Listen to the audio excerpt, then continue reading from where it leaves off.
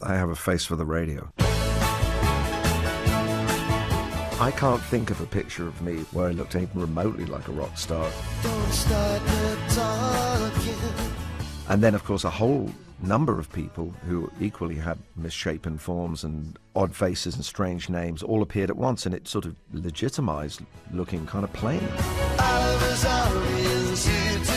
I was asked to write an autobiography when I was 24, and I sort of said, could I just maybe take a slight pause to live a little bit? Every day, every day, every day, every day I write the book. Why now?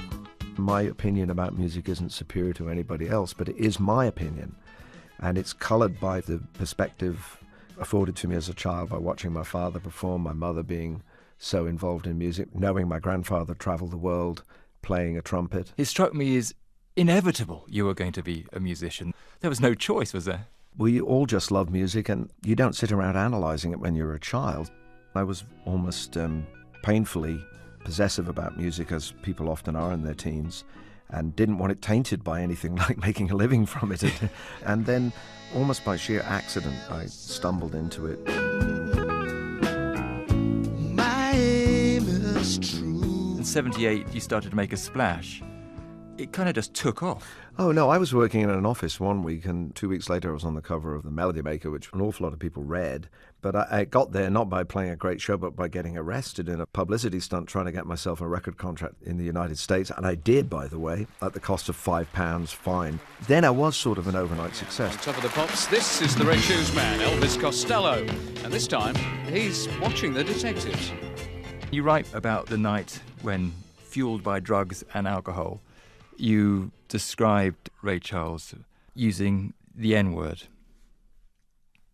Yes, well, that chapter is the shortest, not because it's the least significant to me, but perhaps in some ways the trajectory of my career, if not my life, pivots on that night.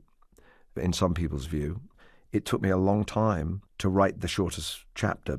Obviously, it was somebody I held in such high regard. When this incident happened, it was speaking the exact opposite for effect. Whatever the convoluted, distorted logic that I'd arrived at, I had imagined that people understood what was going on in my head, and that's a dangerous way to go.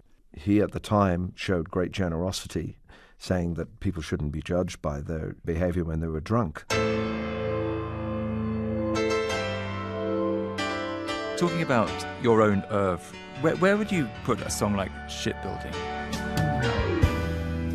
Is it worth it? Well, it's a very beautiful melody that Clive Langer wrote, and it's a song which has returned to me from night to night over the years as something I wanted to sing.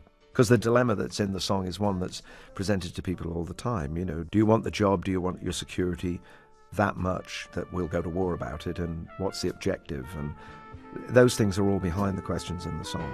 It's just a rumor that will spread around town.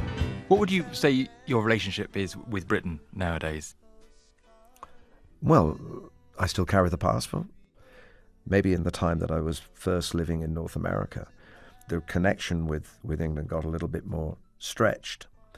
But I said to my agent 2 years ago, I occasionally see an advert for David Essex touring England. And whenever David tours England, he plays everywhere. He plays Grimsby and he plays Inverness. I said, how come I don't go there?